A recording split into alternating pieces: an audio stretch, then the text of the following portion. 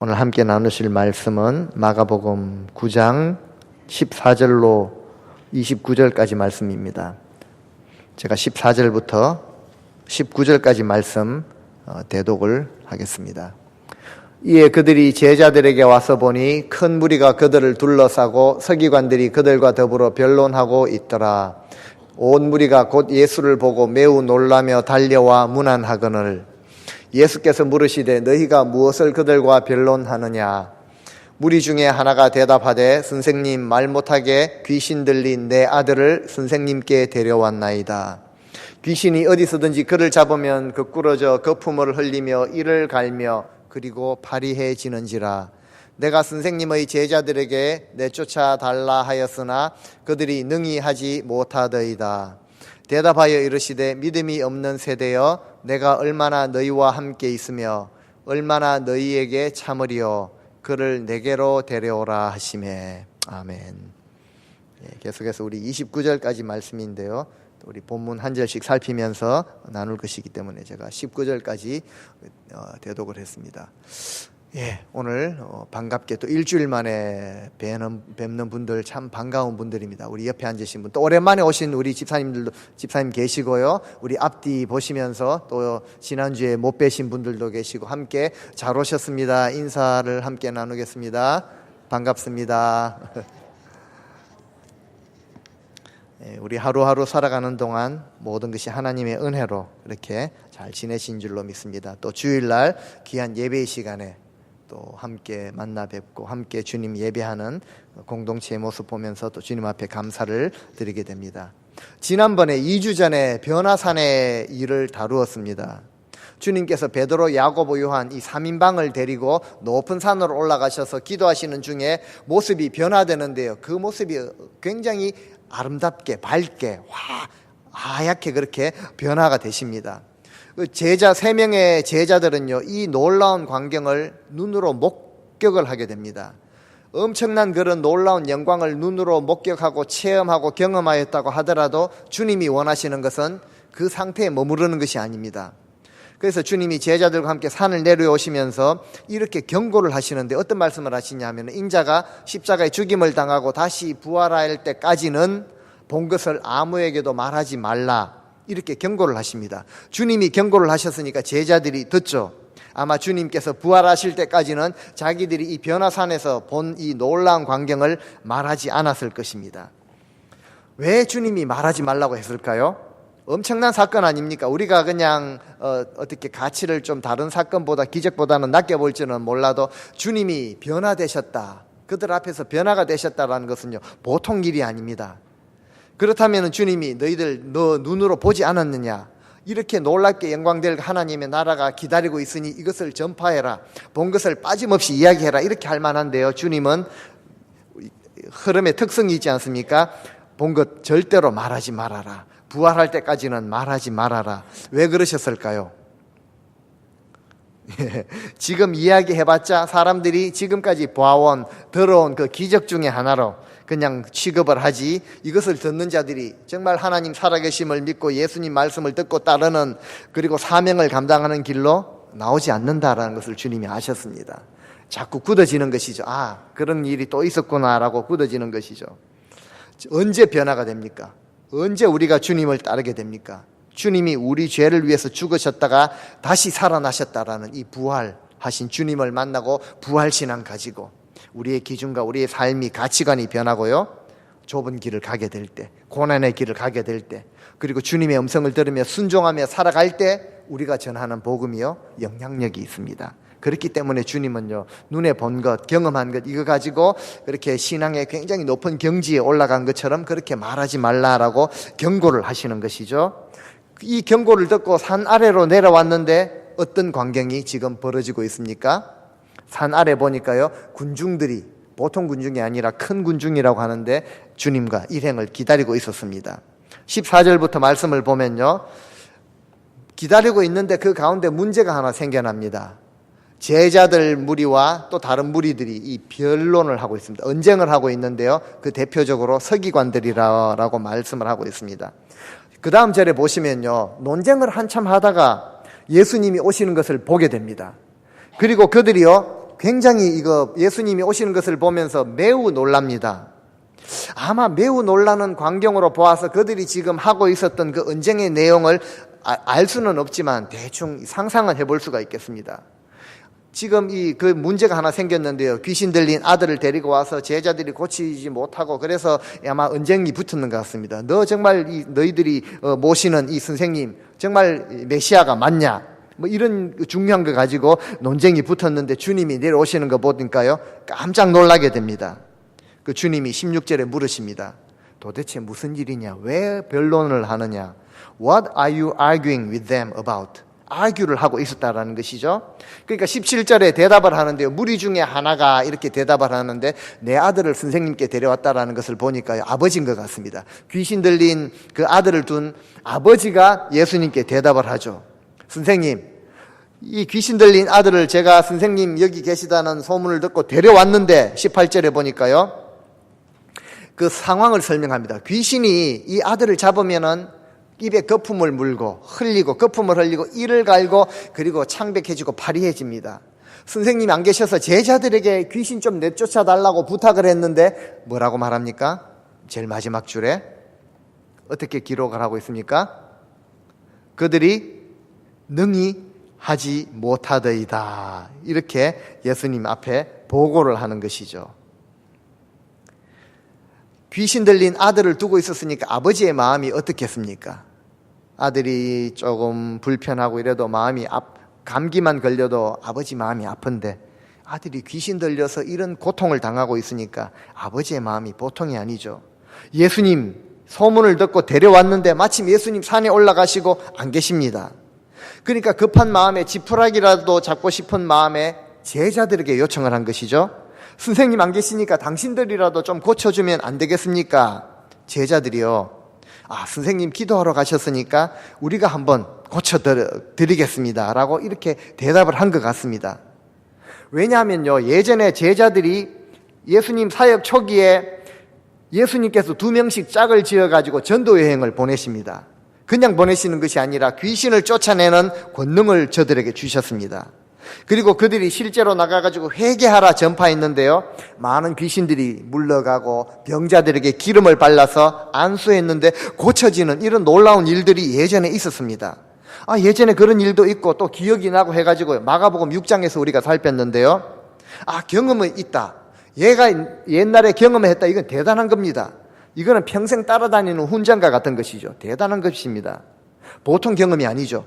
귀신들이 떠나가고 기름을 발랐는데 병자들이 고쳐주는. 그래서 제자들이 생각할 때 이번에도 영빨이 통하겠지. 이번에도 우리 실력이 통하겠지. 그래서 귀신을 쫓아내는데요. 시도를 했는데 아이가 변하지 않습니다. 제자들이 능히 고치지 못했다라는 것이 맞죠. 예전에는 통했는데 지금은 그것이 통하지 않는다라는 것이죠. 제자들이 어떤 상태입니까? 오랫동안 자신들도 깨닫지 못했던, 굳어 있었던, 식어 있었던 이런 모습을요, 아이의 아버지가 드러내는 것이죠. 어떻게 드러냅니까? 이런 상황에 제자들에게 부탁을 했는데 제자들이 능히 고치지 못하더이다. 그리고 이제 자초지종 상황들을 설명하죠. 무엇을 보여줍니까? 아이의 아버지가 제자들의 무능함을 보여주는 것이죠. 그래서 이 표현을 보면서요, 그들이 능히 하지 못하더이다 라는 이 마지막 절의 표현을 보면서 정말 오늘날 우리 교회들의 모습, 우리 목회자들의 모습, 우리 성도들의 모습을 이 아버지가 고발하는 것 같습니다. 또 실제로 또 그렇고요. 그들이 능히 하지 못하더이다. 어떤 것을 고발하고 있습니까? 세상이 지금 세상 사람들 사는 모습을 보면 그렇지 않습니까? 우리는 좀 불의하게 이득도 챙기고 탐욕스럽게 살아가지만 그래도 그리스도인이라면 그들이 가진 작은 것으로 나누고 어려운 자들을 도와주고 이걸 원한다는 거죠. 우리는 이기적으로 이런저런 벽을 쌓고 살아가지만 그래도 성도라면 사회에 갑질하는 이런 모든 벽을 허물고 하나가 되어 사랑으로 좀 섬겨주기를.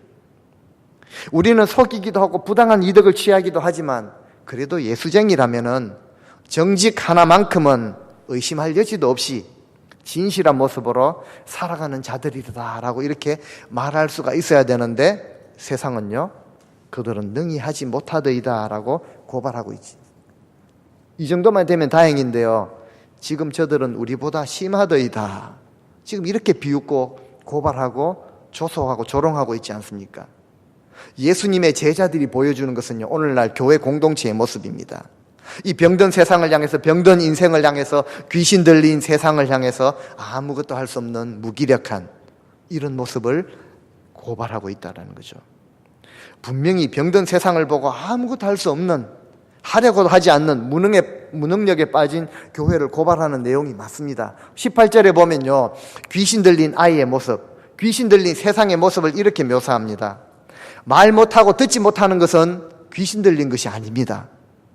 얼마든지 우리는 후천적으로도 장애인들의 대부분이요, 후천적으로 장애를 가지게 되는 거죠.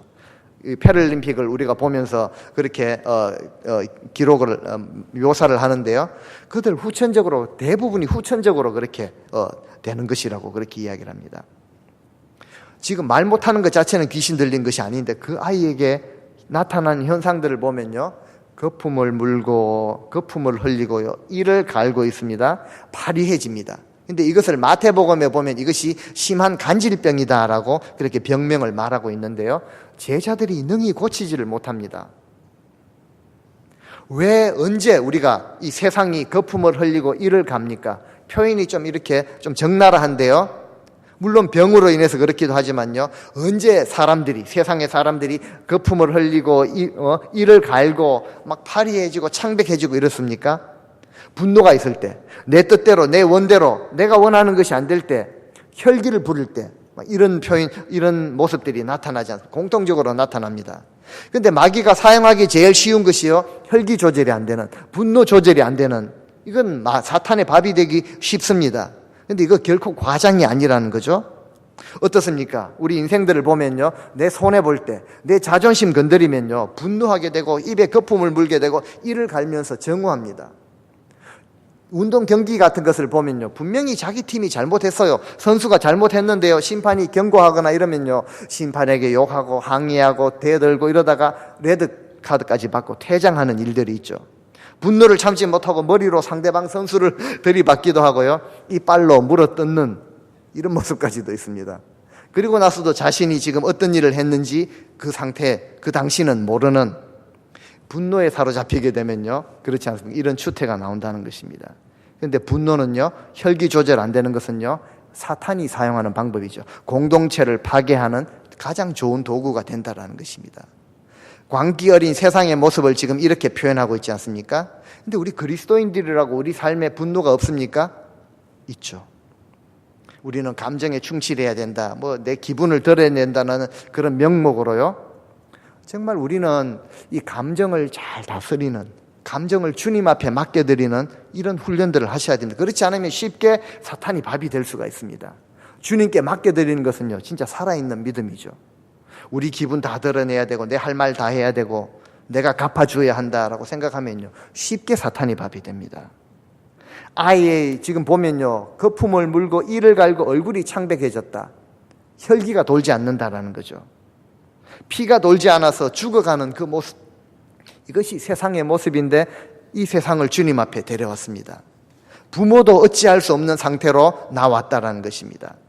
사람들 보면요, 좋은 직장 다니고 돈 좀 가지고 있으면요, 세상에 붙들려 살아가지 않습니까? 만몬, 돈신에 붙들려 살아가고 오로지 성공과 부와 안정을 추구하는, 그것을 위해서는 미친 듯이 달려가지만 그 내면은요, 얼굴이 파리해지고 생기가 없이 죽어가는 세상의 모습인데, 정확하게 오늘날 시대의 모습이 이렇지 않습니까? 그런데 이런 시대를 향해서 능히 아무것도 하지 못하는 것이 교회의 모습이라는 것입니다. 이런 시대 속에서 치유하고 회복하는 사명을 감당해야 되는 것이 교회, 오늘날 교회의 존재 목적인데요, 주님이 변화산에서 모습을 보여주신 이유가 무엇이겠습니까? 앞으로 우리 주님의 백성, 하나님 나라의 백성들은 주님이 다시 오시는 그날에 이렇게 아름답게 귀하게 변화될 존재들이다. 주님이 완성하시는 그 나라를 바라보고 맛보기로 보여주신 것이죠. 이 땅을 살아가는 동안 내 왕국을 건설하는 것이 아니라 하나님 나라의 영향력을 바라며 주님 나라를 이루도록 사명을 감당해야 되는 존재다. 그래서 세상으로 내려가라라고 주님이 보여주시는 사건이 변화산 사건 아닙니까? 제자들은요, 능히 고치지 못합니다. 사명을 감당하지 못하는 모습을 보면서 주님이 뭐라고 말씀하시냐 하면은 19절에 보시니까요, 이런 말씀을 하십니다. 믿음이 없는 세대여, 내가 얼마나 너희와 함께 있으며 얼마나 너희에게 참으리요, 그를 이제는 내게로 데리고 오라. 주님이 말씀하시죠. 믿음이 없는 세대다라고 이렇게 하시는 것은요, 주님의 꾸지람이 맞습니다. 주님의 책망이 맞죠.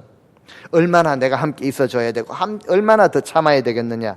믿음이 없다라고 할 때 없다라는 것은요, 의미가 무엇인가 하면은 거짓이다. 그 믿음이 거짓이고 아주 불성실한 그런 믿음이다라는 것을 그렇게 의미하고 있습니다. 주님이 그 아이를 내게로 데리고 오라라고 말씀하시죠. 불성실하고 거짓된 것에 머무를 것이 아니라 진리 앞으로 데리고 오라라는 그 명령이죠.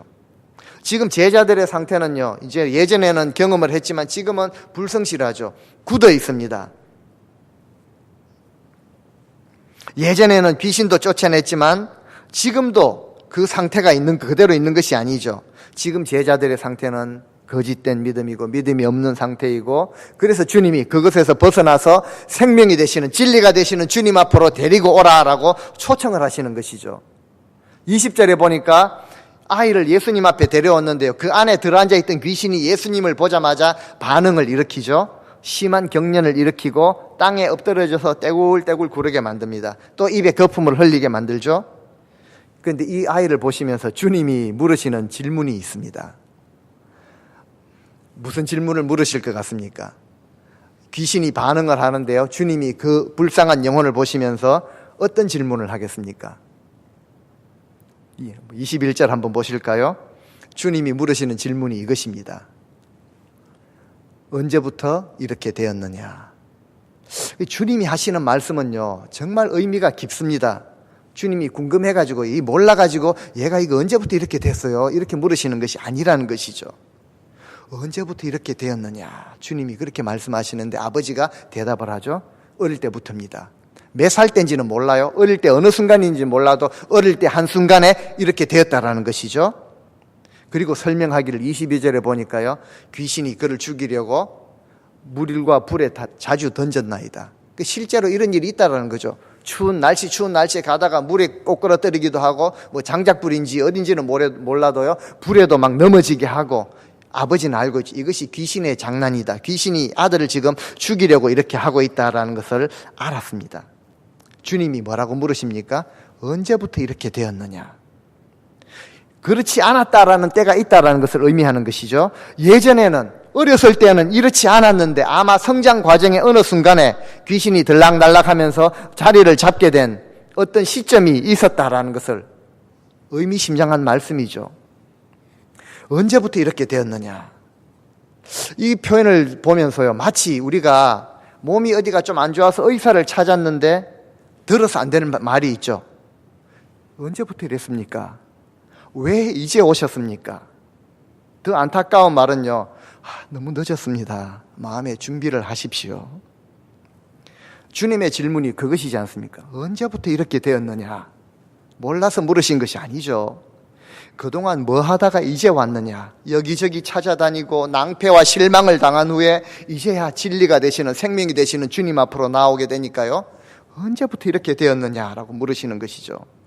이 질문 안에는요, 이제라도 너가 제대로 왔으니, 주님 앞에, 생명 앞에 나왔으니 내가 고쳐주리라, 온전한 상태로 회복시켜 주리라라는 주님의 의지가 담겨있는 질문입니다. 아버지의 대답이 어릴 때부터입니다. 성장 과정에 아이가 어떤 일이 있었는지는 모르죠. 누구를 통해서, 어떤 환경을 통해서 주어졌는지는 모르지만 어느 한순간인가 그 아이에게 귀신이 들어가게 되고 이것이 오랜 상태로 지속되었다는 거죠. 지금도 이런 증상이 나타날 때마다 물에 넘어지고 불에 넘어지고 자주 던져진다. 집에 돈은 좀 있어가지고 가능한 모든 방법은 다 써보았습니다. 그런데 안 됐습니다. 지금 이 잘못된 현상을 보면서요, 주님이 물으시는 질문, 언제부터 이렇게 되었는가라는 것을 물으시는데요, 우리는요, 언제부터 이렇게 되었는가라는 것을 살피고 찾아내는 것이 중요한 것입니다. 우리 믿음도 마찬가지죠. 혹시라도 지금 이 상태, 무기력한 상태, 부서진 상태, 나태하고 시험에 빠져있는 이런 상태에 머물러서는 안 된다는 거죠. 주님이 물으시는 질문이 언제부터 이렇게 되었느냐? 어떤 계획인지 그것을 찾아내어야 한다는 것입니다. 이것이 분명한 것이 요한계시록 2장에 보면요, 소아시아 7교회에게 주님이 말씀을 하시는데 편지를 쓰실 때 제일 먼저 에베소 교회에게 편지를 쓰시면서 이런 말씀을 하십니다. 2장 4절 5절에 보시면은 같이 한번 읽어보겠습니다. 그러나 너를 책망할 것이 있나니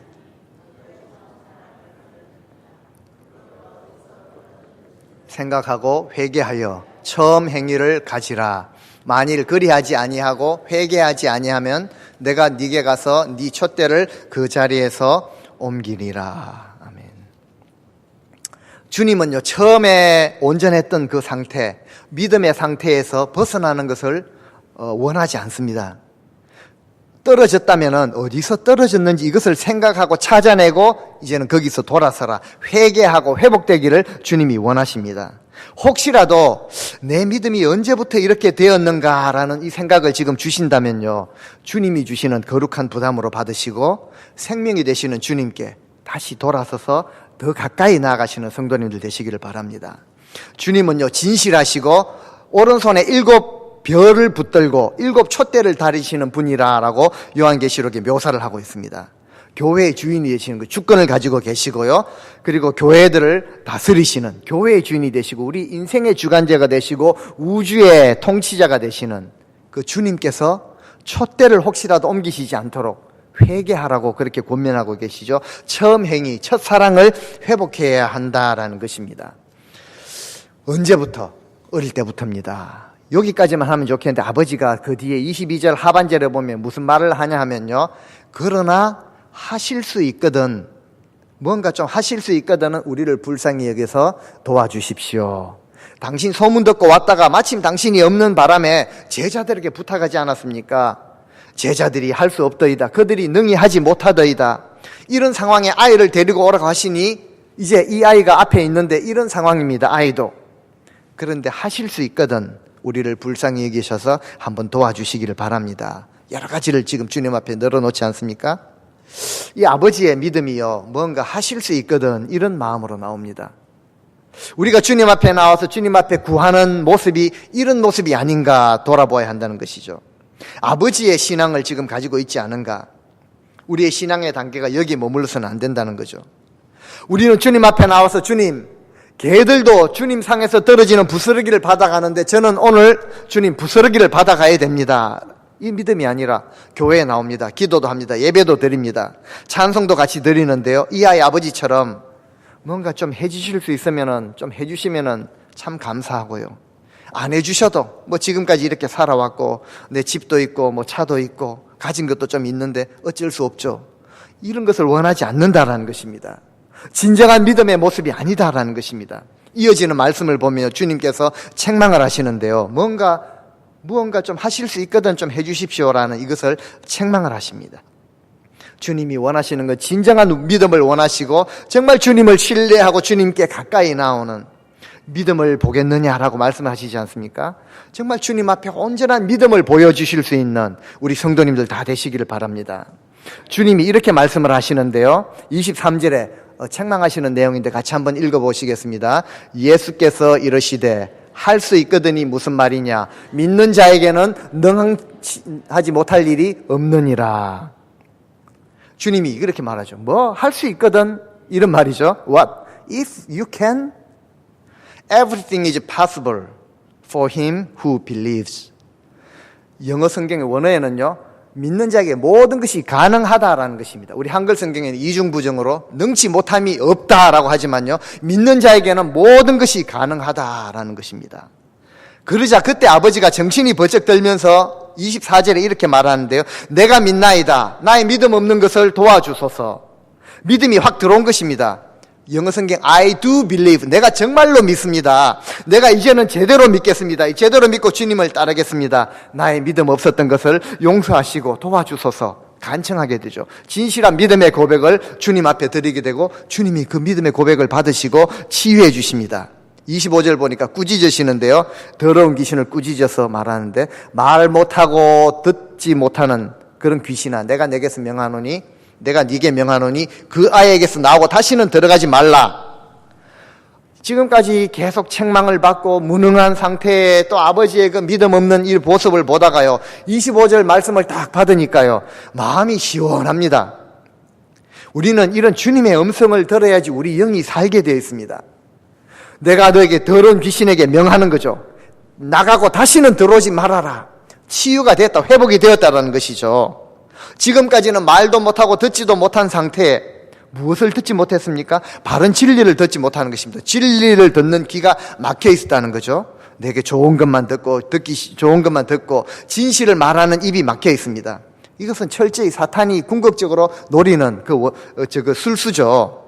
진리를 말하지 못하게 합니다. 우리 인생들이 그렇지 않습니까? 정치판을 보면요, 진리를 알면서도요, 다르면은 절대 동의를 안 하고 말을 안 합니다. 방해를 하는 것이죠.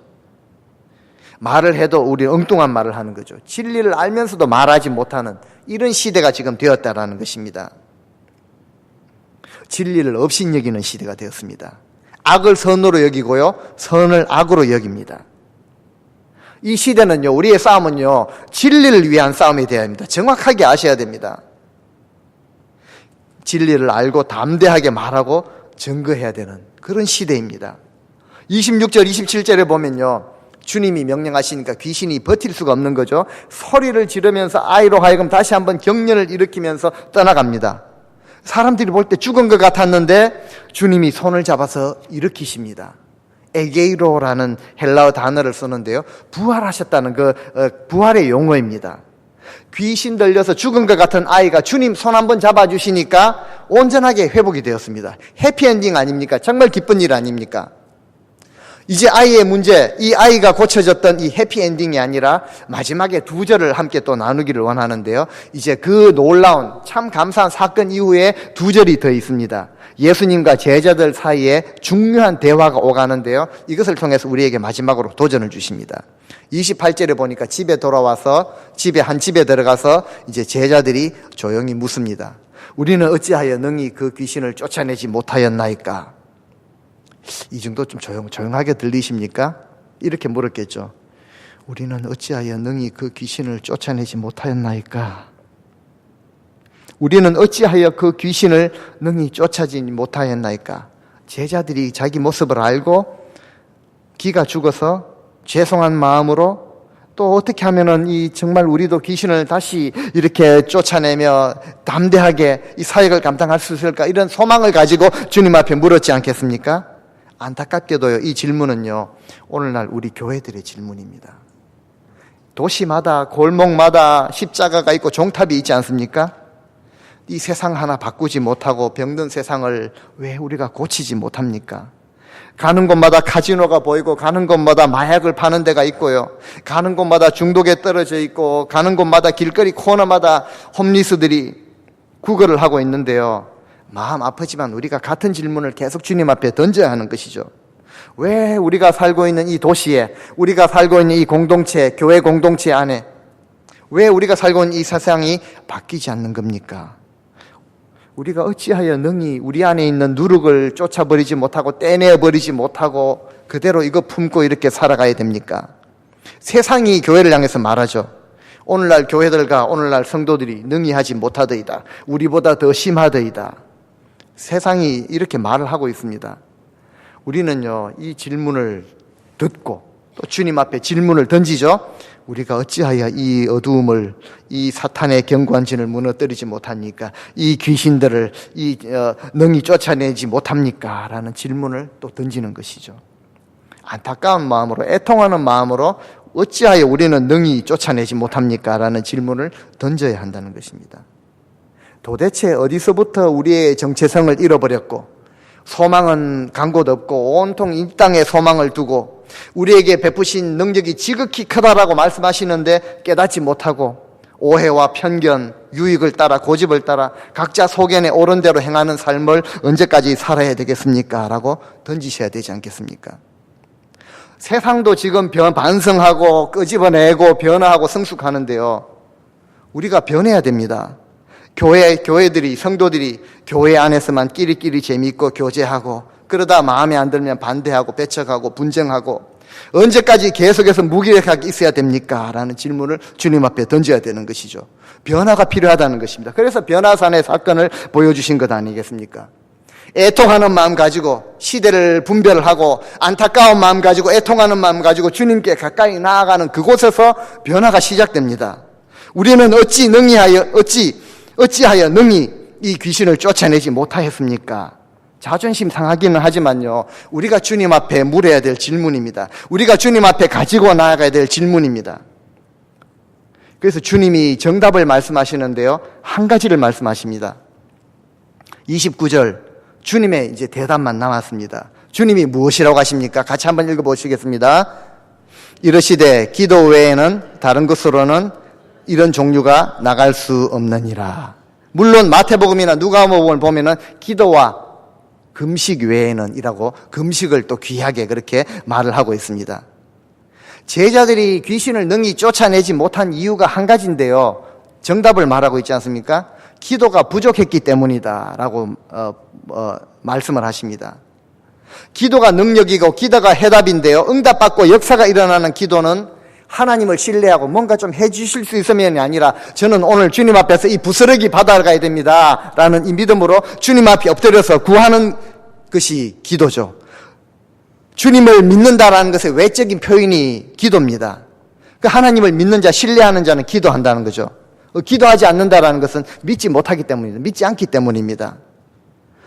우리는 여러 가지 문제로 여러 가지 제목으로 기도를 합니다. 식사기도 하듯이 그렇게 해서는 안 된다라는 거죠. 제자들이 기도하지 않았겠습니까? 식사기도 했습니다. 제자들이 주위의 사람들의 기도를 부탁을 받으면요, 그들을 위해서 기도하겠습니다. 그리고 기도를 했을 것입니다. 그런데 주님이 기도 외에 이런 다른 것으로는 이런 종교가 나갈 수 없다라고 하신 그 말씀, 신앙생활 오래 하시고 교회에서 좀 뼈대가 굵으신 분들은요, 기도 외에는 다른 종류가 이런 종류가 나갈 수 없다라고 하신 주님의 말귀를 우리는 알아듣습니다. 제가 어떤 기도인지 설명하지 않아도 우리는 다 알고 있습니다.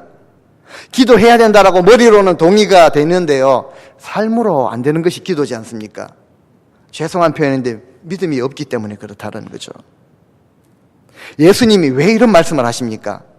과거의 제자들이요, 예수님을 따르면서 능력을 받아가지고 병도 고치고 귀신도 쫓아내었습니다. 그런데 왜 지금 못합니까?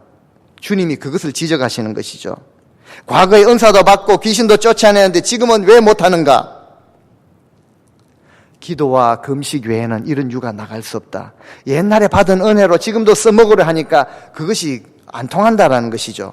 전쟁을 보면 알 수가 있습니다. 상대방은 최신 무기, 전자식 무기를 개발해가지고 공격을 하는데요, 옛날에 써먹던 따발총 가지고 이렇게 전쟁을 하려고 하니까 안 된다라는 것이죠.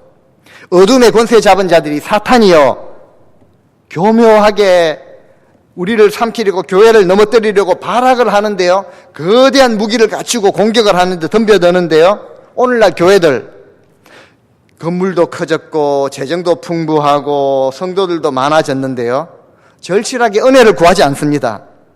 풍족한 것이 있고 가진 것이 있었기 때문에요, 나는 가진 것이 있는데, 나는 돈이 있는데 아쉬울 것이 없다라는 것이죠.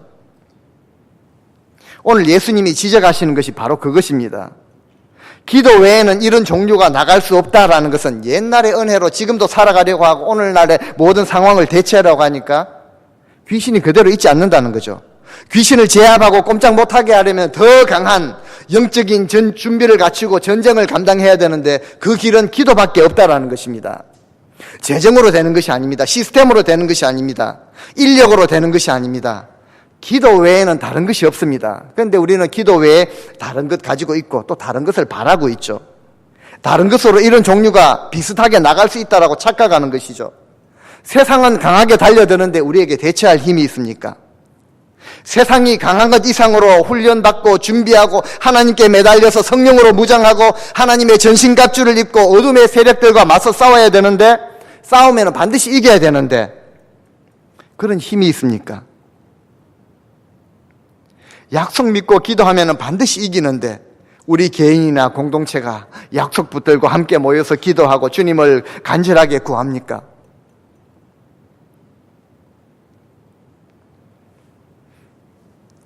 우리가 2주 동안 특별 새벽 기도를 고난주간 특별 새벽 기도를 앞두고 오늘 마가복음 순서에 따라 주신 말씀이 기도에 대한 그런 도전을 주님이 주셨습니다. 정말 주님의 말씀 안에요, 기도에 대한 약속이 너무나도 많습니다. 찾아보니까 구약부터 신약까지 엄청나게 많은데요, 우리 세 구절만 같이 한번 읽고 말씀을 마치면 좋겠습니다. 빌립보서 4장 6절 7절에 있는 말씀인데 같이 한번 읽겠습니다. 같이 한번 읽겠습니다. 빌립보서 4장 6절 7절. 아무것도 염려하지 말고 감사함으로 하나님께 아뢰라. 그리하면 모든 지각에 뛰어난 하나님의 평강이 그리스도 예수 안에서 너희 마음과 생각을 지키시리라. 잠언 8장 17절 말씀 읽습니다. 나를 사랑하는 자들이 나의 사랑을 입으며 나를 간절히 찾는 자가 나를 만날 것이니라. 한 구절 더 볼까요? 예레미야 29장 12절 13절. 너희가 내게 부르짖으며 내게 와서 기도하면 내가 너희들의 기도를 들을 것이요 너희가 온 마음으로 나를 구하면 나를 찾을 것이요 나를 만나리라. 아멘. 하나님의 약속으로 받아들이실 수 있기를 바랍니다. 이번 2주간, 앞으로 2주간 허락하실 이 고난주간 특별 새벽기도, 물론 여러분들이 집에서도 개인적으로 기도를 하십니다. 기도의 시간, 기도의 장소를 꼭 만드시고요, 또 함께 나와서 기도하는 시간 잊지 마시고 주님을 찾으시고 간절히 은혜와 능력을 구하시고, 우리가 이제 이 땅 가운데 능히 하지 못하더이다라는 말을 듣지 아니하도록 정말 이 세상 가운데 우리 주님께서 원하시는 귀한 사명, 빛으로 소금으로 사명을 감당하시는, 특별히 우리가 믿음으로 기도하시고 기도의 응답을 하나하나 함께 그렇게 체험하시는 우리 복된 3.1교회 사랑하는 모든 성도님들 되실 수 있기를 주님의 이름으로 간절히 축원드립니다. 우리 함께 기도하시겠습니다.